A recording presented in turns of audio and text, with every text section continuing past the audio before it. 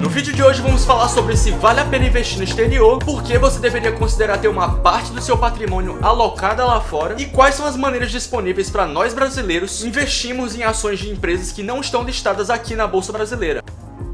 Companhias como a Apple, Google, Netflix e muitas outras, então vamos embora. Vamos começar falando exatamente sobre por que você deveria considerar ter uma parte do seu patrimônio exposta a uma outra moeda que não a nossa. Afinal, o real não é a moeda que usamos todos os dias, por que se importar com outras? Eu trouxe aqui 3 razões principais. A primeira, que eu já mencionei, é exatamente a possibilidade de ter participação nas maiores empresas do mundo. Quando você decide investir fora, você passa a ter a opção de investir nos negócios mais valiosos do mundo, organizações que vão continuar fazendo rios de dinheiro por gerações a seguir, como as empresas do setor de tecnologia que mudaram completamente a forma como nós nos comunicamos. Essa é uma forma de se expor à maior cultura empreendedora do mundo. Razão número 2, proteção do dólar. O dólar é a moeda de reserva do mundo, o que faz dela a moeda mais forte, ou seja, a moeda que tem a maior liquidez e maior demanda. Ele também é um fator muito importante na precificação de bens aqui no nosso país, já que muitos dos bens que compramos aqui, ou os maquinários que são usados para produzir bens que compramos, são adquiridos em dólar. Ter parte da sua carteira em dólares é exatamente uma maneira de se proteger da variação cambial e, portanto, de um dos fatores mais influentes na variação dos preços na nossa economia. É importante medir a sua riqueza do ponto de vista mundial. Em relação ao restante do mundo, você está ficando mais rico ou mais pobre? O seu patrimônio pode ter aumentado em reais brasileiros, mas se você colocar uma lente mais globalizada, como é que está a situação real do seu portfólio? A força do dólar também é um fator muito importante em momentos de instabilidade, como foi no período da pandemia, em que o medo foi tanto que investidores tentaram liquidar suas posições e mandar para fora do país o mais rápido possível, o que resultou no derretimento da bolsa e do câmbio. Razão número 3, fugir do risco Brasil. O Brasil é um país comparativamente subdesenvolvido e instável aos Estados Unidos, e a nossa moeda, o real brasileiro, é muito mais fraco e menos demandado do que o dólar, por exemplo, o que faz dela muito mais suscetível a instabilidades políticas, além de ser uma moeda que é submetida a taxas muito altas de inflação, o que quer dizer que o nosso poder de compra tem evaporado numa velocidade muito maior do que, por exemplo, ao dólar. É tanto que alocar capital numa economia emergente como a brasileira lá fora é visto como um investimento arriscado. É preciso diversificar um pouco para não ficar 100% vulnerável ao risco Brasil. Beleza, eu espero ter deixado claro do que porque, na minha opinião, vale a pena e é interessante investir no exterior. Então agora vamos falar sobre o assunto principal do vídeo: como se investir no exterior. As principais formas de se investir, por exemplo, em empresas americanas, são por meio de BDRs em uma corretora brasileira ou investir por meio de uma corretora lá fora, comprando ações diretamente. A forma mais simples e fácil de se investir em uma empresa americana é por meio da conta que você já tem em uma corretora de valores brasileira, por meio dos BDRs, ou Brazilian Depositary Receipts, que são recibos de ações estrangeiras negociadas aqui mesmo na B3. Apple, Netflix, Amazon, Nike, PayPal, Facebook, dá para investir em todas essas aqui mesmo no Brasil, por meio desse valor mobiliário. Um BDR pode ser de 2 tipos: patrocinado, que é quando a própria empresa emissora da ação lá fora contrata uma instituição depositária para custodiar as ações e emitir títulos aqui na B3 lastreados nessas ações, ou não patrocinado, que é quando a própria instituição depositária decide fazer a emissão desses títulos, que representam ações que eles têm numa conta de custódia. Dá para identificar um BDR pelo final do ticker dele, que vai ter um número entre 32 e 35. Mas os BDRs têm algumas desvantagens. Não são muitas empresas que são negociadas por BDRs aqui. Se o que você estiver buscando é investir nas grandonas, como as empresas que eu já mencionei, elas estão disponíveis, mas ações de empresas menores podem não estar. Mas você pode estar se perguntando, mas e os dividendos da empresa? Se a empresa representada por aquele BDR pagar dividendos aos seus acionistas, eu recebo? Sim, mas tem um porém. Primeiramente, dividendos nos Estados Unidos e em outros países são taxados, tem um imposto. Depois que esse imposto é pago, a instituição que emitiu o BDR vai lá e faz o câmbio, sobre o qual incide o Imposto sobre Operações Financeiras, o IOF, e a custodiante ainda fica com uma taxa também. O valor que chega na sua conta já é líquido, com tudo isso descontado. Além disso, é importante destacar que não tem isenção de imposto de renda para BDRs, como em ações que você tem a isenção de até 20 mil reais, ou ações estrangeiras em que você tem um limite de 35 mil reais de vendas. Com as BDRs você paga os 15% de imposto de renda, ou 20% se você realizar day trade. A última desvantagem que eu queria mencionar é a liquidez de BDRs. Quando Quando não se tem muita gente comprando e vendendo esses títulos, ou seja, quando o volume de transações não é tão alto, pode acontecer de, quando você for vender ou comprar aquele ativo, quem vai estar do outro lado da transação vai ser um market maker, ou formador de mercado, que é a galera que tem como objetivo prover liquidez ao mercado, colocando várias ordens de compra e de venda. O problema é que o market maker lucra com spread na transação. Eles tentam conseguir o maior preço possível quando vão vender e o menor preço possível quando vão comprar. Num ativo com pouca liquidez, você vai acabar pagando essa disparidadezinha,